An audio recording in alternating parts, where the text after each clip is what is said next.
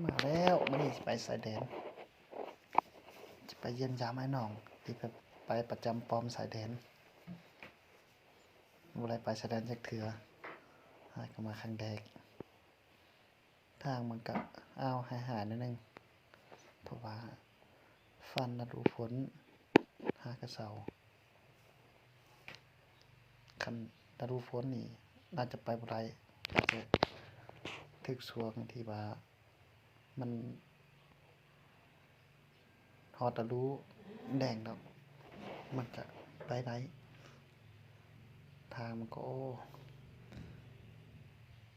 อีต้นรถเด้ทางเดินเดียวเดินที่2มีแต่หงส์มาก็โอ้ธรรมชาติสุดยอดเด้ไปประมาณมันส่วนหลายก็มีเก็บภาพเป็นช่วงเพราะว่าทางมันหายโพดคนสิลงนี่ก็โอ้จักสิไปทางใดทางหายได้ในที่สุดก็มาฮอดป้อมประจำชายแดนอ้ายน้องก็แต่งมาขอกินค่าหมาตัวหนึงเอาเบิ่งน้ำก็น้ำดินเอาท่อมาต่ออยู่ห้วยหมากนี่ทางนั้นก็ทางไปชายแดนลาวเวียด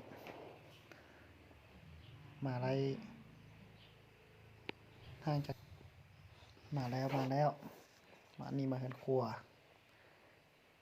ปิ้งน้ำตกอ้ายน้องที่ประจำอยู่ป้อมแต่งกินท่าเนาะเมนูมื้อนี้ก็มีปิ้งหมาต้มไก่โอ้คักๆอันนี้ก็ปิ้งน้ำตกคักหลายแล้วก็มีปิ้งปลาพร้อมเพราะว่าป้อมมันอยู่เกื้อกับห้วยน้ำแล้วก็มีอัวโอ้คักหลายมีอบพร้อมโอ้เวลากินข้าวก็สุดยอดเด้กินแบบธรรมชาติ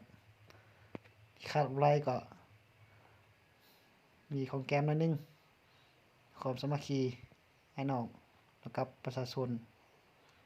อยู่เขตบ้านนี้